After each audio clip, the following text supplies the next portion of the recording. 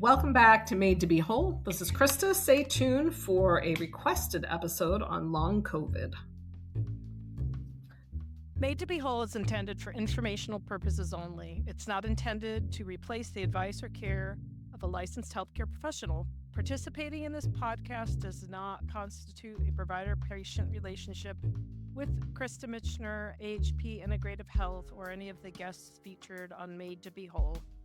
Krista Michener, AHP Integrative Health, and any featured guests aren't responsible for any losses, damages, or liabilities that may arise from use of information obtained in this podcast or associated materials. Please consult a healthcare professional for any health-related concerns that you are experiencing. Welcome back to the podcast. A listener requested that we talk about long COVID, and I think it's a great topic. It's narrow yet broad, specific yet ubiquitous. It's really interesting when you think about it. So long COVID, it's also been called long haulers. In the medical literature, it's PASC, PASC, which is Post-Acute Sequelae of COVID-19. So post-acute, that means after that initial acute illness. Sequelae means the ongoing consequences or results of that, of COVID-19. So by definition, this post-acute sequelae of COVID-19 or long COVID is when somebody has COVID-19 who have ongoing multi-system symptoms for weeks to months. Sometimes we're even finding years after that acute illness, and presumably after they've cleared the virus. But what research shows us is there are a lot of different mechanisms that can cause this long COVID presentation. We know that the hallmark of what causes long COVID symptoms is ongoing inflammation. And so inflammation, think about infection and everything we talk about this podcast that can cause inflammation, regardless of what started it, it can feel the same. Inflammation can feel like pain. It can feel like brain fog. It can feel like fatigue. It can have a more specific pain presentation, such as a fibromyalgia type presentation or a rheumatic disease, such as rheumatoid arthritis, that gets triggered. Sometimes the inflammation also triggers autoimmunity, which can cause things like Hashimoto's disease, which is that autoimmune low thyroid condition. There are a lot of different autoimmune disorders, but what's really, really tricky is trying to figure out what started the fire and what's keeping it going, what's fanning the flames. So long COVID, even though COVID was the starting point or the presumed identified starting point, may not always have the same factors driving it. It may not look the same on labs with symptoms. It's kind of like chronic fatigue syndrome. If you think about any of these syndromes, it's a group of symptoms that happen together, and very rarely is there this single thing that caused it, and we go back and fix that thing, and then everything is hunky-dory. So you have the spike protein from the COVID virus, and then the nucleoprotein, and basically they make these antibodies that then react with what are called antigens in your tissues. And the tricky part of that is it can happen all throughout your body. So it can affect your gut. So people have more persistent GI symptoms after that, leaky gut type symptoms, nausea, diarrhea. It can affect your skin. So you're more prone to rashes, flushing, hives. The nervous system, which is the conductor of everything. We mentioned thyroid, joint, muscle pain, heart symptoms, liver conditions, down to the cellular level and the mitochondria. So there is a Dr. Aristo Vojdani, who spoke at ILADS on long COVID in 2024. So he is the co-author of, or the lead author of, an article in the journal Viruses that's called Persistent SARS-CoV-2 Infection, EBV, which is Epstein-Barr, HHV6, and other factors may contribute to inflammation and autoimmunity in long COVID. So one of the things that's proposed by Dr. Vojdani and others is that sometimes it's the actual COVID virus that causes the ongoing symptoms. Sometimes they find, Dr. Bruce Patterson's done some really good research where sometimes they find remnants of the virus that are causing this ongoing vascular inflammation, and that's driving it. But sometimes what happens is you have your immune system being completely exhausted by COVID. COVID is this big, bad, inflammatory, immunosuppressive event. And then because of that, other bad things happen. So if it's not because the COVID virus itself is hanging around or remnants of it, you can have latent viruses that are reactivated, such as Epstein-Barr, which is the monovirus, HHV6, which is human herpes virus. You can have ongoing suppression of your immune system. So even after the infection goes away, the immune suppression persists. You can have that disturbance of the microbiome of your gut caused by COVID that then leads to other things. You can have damaged tissue, and that damaged tissue doesn't just repair itself when the infection goes away. A great way to identify which of these things may be driving this for you is the genomic testing that I've talked about with Intelligx DNA. We know that some people based on genetics are prone to runaway inflammation. We know that some people based on genetics, their body just cannot turn off those inflammatory cascades once they start, and then you've got ongoing damage. We know that some people are more prone to autoimmunity, so a big event like this can trigger it. Then you also have mitochondrial dysfunction. So if you go back to your high school biology class and you think of the mitochondria, that's the energy powerhouse of the cell. So long COVID can trigger dysfunction of the mitochondria, even some of the mitochondria kind of pretty much collapsing on themselves, called autophagy, this oxidative stress that's going on. So I believe that for most people who have long COVID, it is probably not just one, but multiple of these mechanisms that interact. And that also explains the severity of some people's symptoms. For some people, it's mild, it's short-lived. It may be a couple weeks or a couple months, but they get back on their feet. And there are other people who things just were never the same after COVID. Now, if you go to that piece of the puzzle we talked about, the immune system being suppressed, if you have your immune system suppressed, then what's going to happen? The immune system is then not going to be doing its job as well. So if there are other infections that the body was previously controlling or keeping symptoms at bay, those things could just explode. So that's not just your Epstein-Barr, HHV6. That goes for Lyme, Bartonella, Babesia, any latent infection or infection that was just kind of simmering. The immune system had the resources to keep things under control. And then after COVID, it didn't. I had one of my children who pre-COVID did not have nearly the severity of the vector-borne infection symptoms that the rest of the family did. Said child actually noted to me once in childhood that he was the only, quote, normal one in the family. COVID hit and the recovery didn't come. And what was interesting about it, we know that it was at least in part related to a flare in Babesia and other things because of his response to those treatments. So it's super tempting to want to find one thing we can pin it on. We are desperate as a people for these simple monocausal explanations, finding one thing. I have so many people say, oh, I think I just have Epstein-Barr. I think it's just X or just Z. And there are very few justs. Healing is not simple. It's very rarely linear, especially when you have this complex multi-system presentation. It's super rare. If you think of just persistent inflammation, except for in really acute cases, like I got a cut, I have an infection on my arm, I have some local inflammation, But if I get that treated right away, then that's not going to spread. But if you don't treat that, how that redness and swelling can expand, it can get into your bloodstream, you can get sepsis.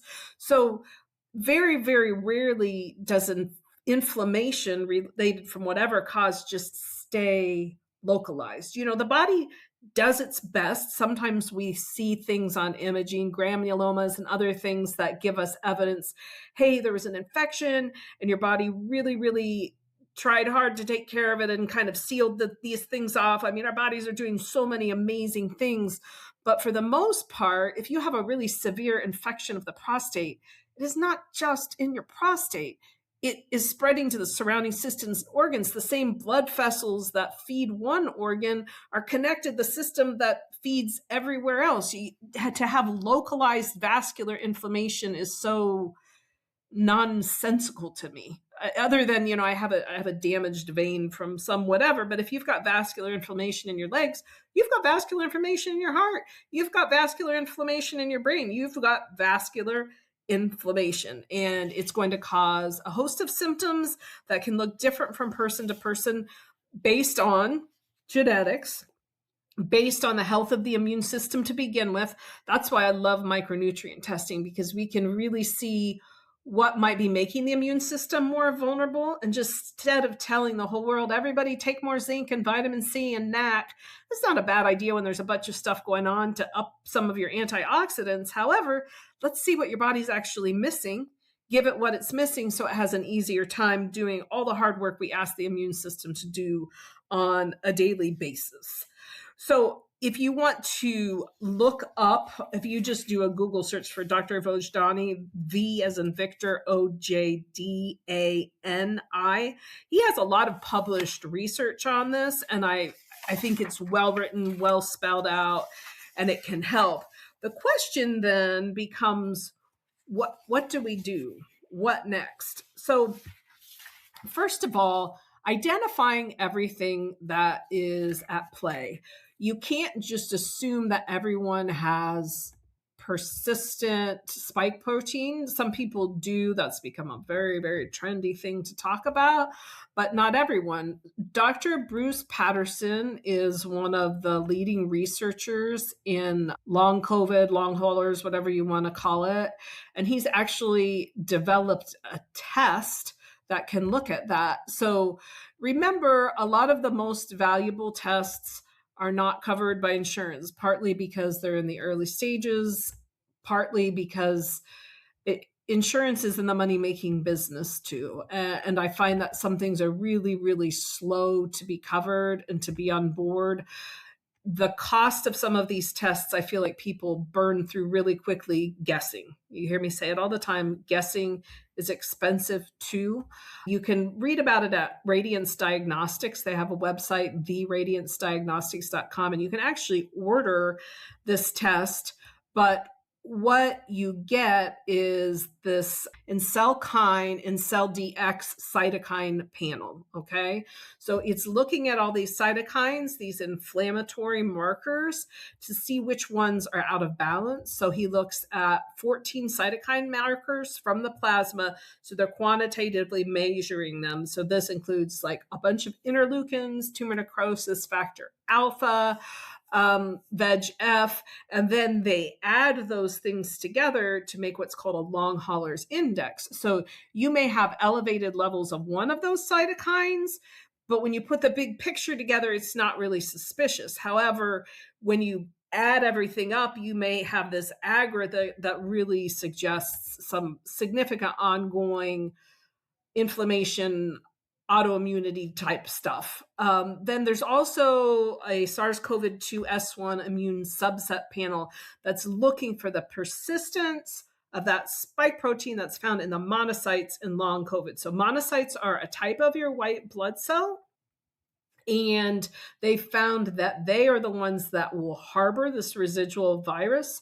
So by doing that portion of the panel too, we can find out, do we need to be targeting the COVID virus, or do we look at other things? Was COVID more an instigating event? Dr. Patterson also has done quite a bit of research, and I know he got clearance to start a study that is looking at his treatment. If you go to the website HealthBio, so it's www.healthbioai.com, it talks about his research for the testing, but also for treatment. So he uses two agents. One's an antiviral, Boraviric, and pravastatin, which is a cholesterol medication. But that combination has shown a lot of promise for treating long COVID. And I'm going to do a little side rant here. This is an example, I think, of where so many things in life, not just in health, wellness, science, are not all good, all bad. I have heard some people really push against this protocol because pravastatin is a statin, which are those cholesterol-lowering medications that are overprescribed in our society and are used at inappropriate doses for inappropriate lengths of time when it's not always necessary, and they can have a lot of side effects. So straight up, that is true, but you don't want to throw the baby out with the bathwater, because this combination of things has been shown to address the immune dysregulation that happens with long COVID and can really reduce that chronic inflammation. And the way it works is it disrupts the monocytic, so that's the monocyte we talked about, the white blood cell, endothelial, which is the lining of your blood vessels, because you get this inflammation in the blood vessels or vasculature, platelet access, that is central to a lot of immune-mediated diseases. So they've got a randomized control trial going on to study it. And if you go to the HealthBio website, you can find links for the articles that have already been published. So there was one in the National Library of Medicine called Boraviric, I always stumble on that, I'm sorry, and pravastatin as a therapeutic option to treat long COVID / post-acute sequelae of COVID. So really, really interesting. And that will help you figure out where to put your energy. Now, it's always possible that just that is going to be enough for some people. I think for a lot of people, that's a big piece of the puzzle, and anything we can do to reduce inflammation is going to help. But if they have the problem of immunosuppression and then other things being triggered or reactivated, we need to look at those too. And those are a lot of the things that we talk about in foundations, which we've addressed, and through some standard testing that's pretty widely available. We can absolutely look at levels of the Epstein-Barr virus antibody. So Epstein-Barr is the virus that causes what we know colloquially as mono, okay? Epstein-Barr is a type of herpes virus. It's herpes virus type 4. Pretty much everybody's going to get it. If you've been to the grocery store, you've been exposed to Epstein-Barr. If you went to school, you've been exposed to Epstein-Barr. It's there. However, eventually those antibody levels should go down and you shouldn't have persistent symptoms, but you do have some of that Epstein-Barr that can kind of linger in your body after that acute phase. And they found that it's mostly in the epithelial cells, which is the lining of those blood vessels and other areas of the endothelium, and B lymphocytes, and they just kind of hang out in your body. But your body, for a lot of people, does a good job taking care of it. For some people, though, Epstein-Barr might be that first domino that we knock down and other things happen. So we have found that a lot of things are associated with Epstein-Barr. Association is an important word because association doesn't necessarily mean causation. It just means they frequently happen together and we're not always sure what the chicken or the egg is. But some of the autoimmune things that have been associated with Epstein-Barr include thyroid, some types of neuropathy, celiac, autoimmune liver disease, inflammatory bowel diseases like Crohn's and ulcerative colitis, lupus, RA, multiple sclerosis, type 1 diabetes. So that's a big list of things that afflicts a lot of people. So I think it bears investigating. Now, keep in mind with all of those people, chicken and egg, like I said, is it because of Epstein-Barr that this autoimmunity took off, or is it because of autoimmunity that they were more vulnerable to long-term effects of Epstein-Barr and it was this kind of vicious cycle? We don't know, and I think it varies from person to person, but we can look at antibody levels, and there was some really good research presented at ILADS in 2025 about using valcyclovir for these latent viruses. Valcyclovir is an old antiviral drug. It's pretty affordable, and a lot of people do really, really well with it. So when I see someone who has really high Epstein-Barr titers, Coxsackie titers, HHV titers, that's a good place to go. I've mentioned in the past too, but Dr. David Sokol has a product called Humavir that you can find online at humio.io, which has been studied for clearing this latent Epstein-Barr, and it's a great product with a lot of good research. But we've got to look into the viral piece. And then we also have to look at what could be going on with other toxins. So I think the mold piece of it, these other things that cause immunosuppression, bear looking into, because if you have mycotoxin illness, which is that mold sickness that we know a larger amount of the population than we would like to think has, we know that mold suppresses the immune system. Your suppressed immune system then is going to make you more vulnerable to COVID, other viruses, or other infections. That bears checking out. I think if your symptoms and history suggest it, for some people saying, is it possible that this is Babesia, Bartonella, Ehrlichia, Lyme, tick-borne relapsing fever, some of these other things? Because again, did the immune suppression cause all of this that was just there to kind of flare and take off? And instead of happening slowly over time, it was like the floodgates opened. So long COVID treatments. Now, in addition to what I talked about with Dr. Patterson's research, which I think is really promising, go back to our foundations and our pillars. Anything we can do that's good at reducing inflammation, especially vascular inflammation, can help calm symptoms down. LDN, low-dose naltrexone, is an excellent intervention. We've had good success with that with people. There are a host of different supplements that can help with inflammation. IV procaine is really good at systemic inflammation and does not have to be done for an extended period of time for most people. Shout out again to Intellix DNA, because when I have someone with persistent inflammation, I go to their genetics and say, okay, how is this being driven and what's the best way to address it based on their genes? So regardless of what started the fire, you still need to put the fire out. You need to find effective ways to reduce inflammation, and not just spitting on the fire, not just putting it out or getting it to ashes, but then it continues to flare. You need persistent treatment over months for most people to get to a new baseline. So that's one thing that you can do. You can also look for anything that could be contributing to immune suppression, like mycotoxins, other environmental toxins, that sort of thing.